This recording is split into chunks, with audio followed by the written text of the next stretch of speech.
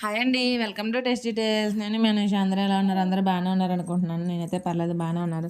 మా పతిగారు ఎంత మంచివారంటే ఏదైనా కావాలి అంటే వెంటనే చేసి పెట్టేస్తారు. ఏదైనా తెమ్మంటే వెంటనే తెచ్చి పెట్టేస్తారు. అది అలానే చెప్తారనండి.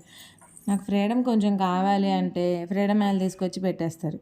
అలా కాదు, మనం ఎక్కడికైనా బయటికి వెళ్దామంటే వెంటనే డీమార్ట్కి తీసుకెళ్ళిపోయి సరుకులన్నీ కొనిచ్చేస్తారు.